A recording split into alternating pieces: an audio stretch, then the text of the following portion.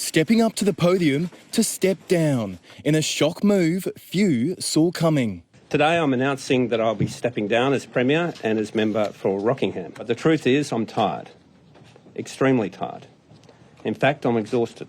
Some of his own cabinet colleagues left visibly upset as Mark McGowan announced this week would be his last as WA Premier and member for Rockingham. This job is like no other.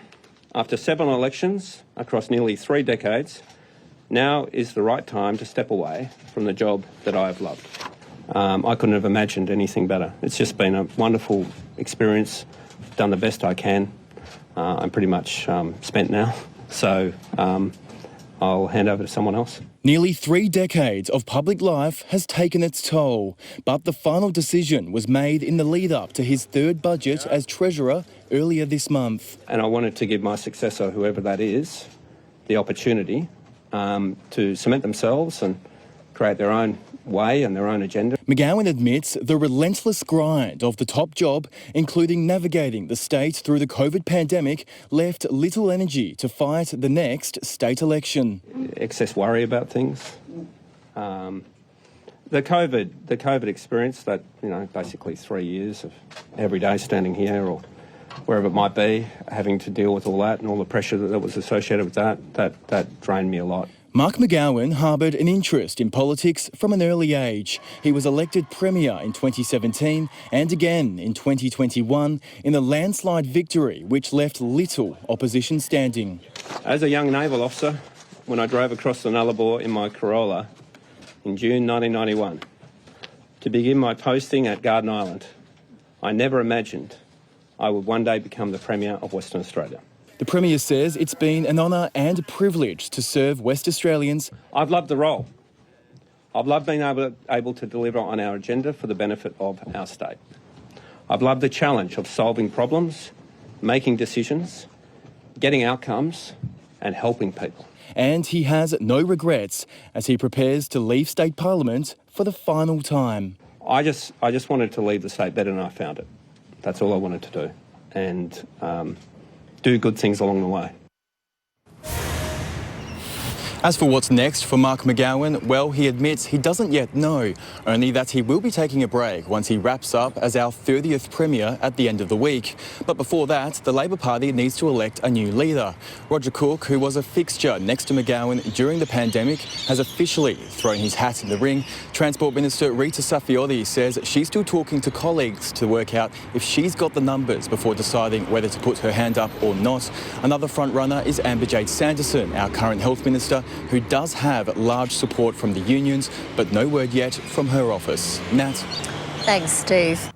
A 2-horse race for the top job, Roger Cook or Amber-Jade Sanderson. The powerful United Workers Union, which dominates the left of Labor, meeting this morning to decide their preferred candidate. I'm not going to give running commentary about the debate. 3 excellent possibilities.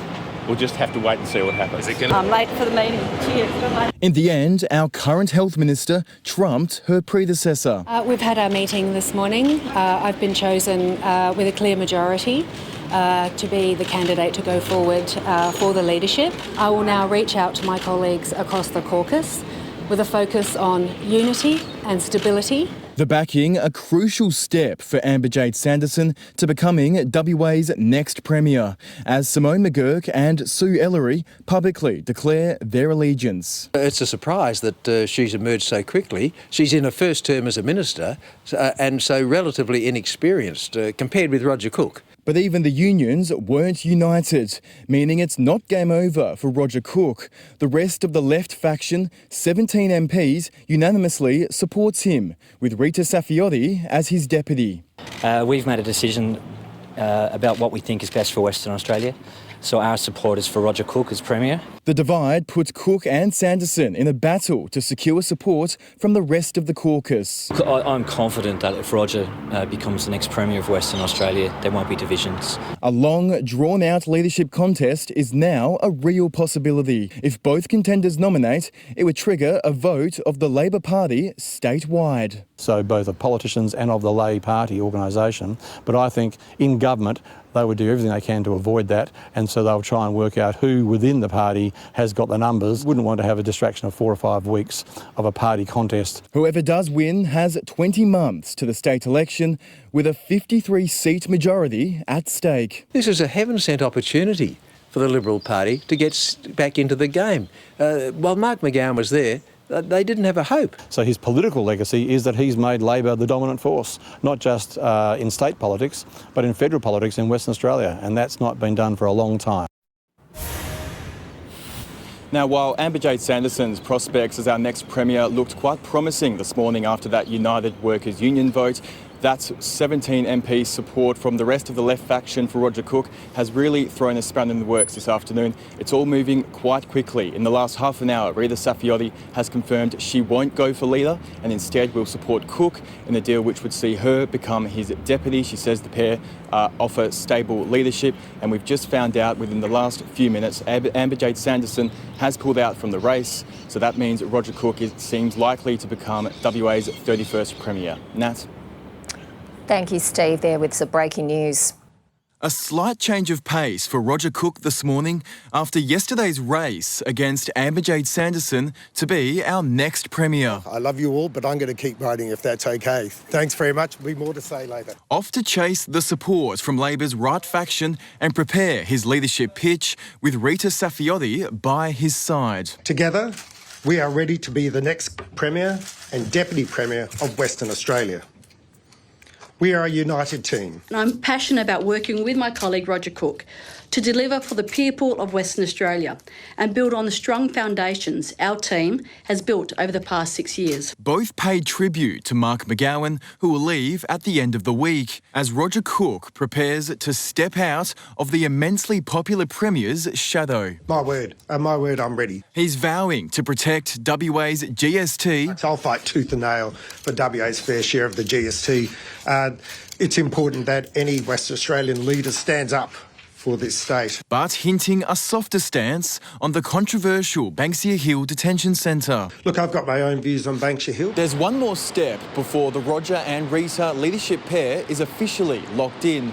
They'll need to be voted in by the Labor caucus when it meets on Tuesday. As for the Cook cabinet, Amber-Jade Sanderson will still have a job, but her role as Health Minister isn't guaranteed. I've got the utmost respect for Amber-Jade, and I think she will continue to be a senior minister in our government. While the new government is yet to take shape, the opposition is already on the attack. Our new Premier is a failed health minister who Mark McGowan couldn't trust to be Treasurer. Stephen Thomas for 10 News First. It almost went as expected. Labor members arrived to officially appoint the party's new leaders, Roger Cook and his deputy, Rita Saffioti. I have enormous faith in our leadership and I look forward to supporting them as we move forward. The caucus vote, a mere formality, with no one else contesting. David Michael also to become the newest cabinet member, the Balcatta MP, first elected in 2017 after 12 years with the City of Stirling. David will bring some great experience and renewed focus to our cabinet. He's a solid performer. Cabinet portfolios will be revealed tomorrow. Cook refused to say if corrective services will be taken off Bill Johnston, but spent his first afternoon as Labor leader in briefings on the troubled Banksia Hill Detention Centre. Whatever the Premier chooses, I'd be very pleased. The new team will be sworn in on Thursday. Meanwhile, Mark McGowan spent the day walking the halls of Parliament saying goodbye.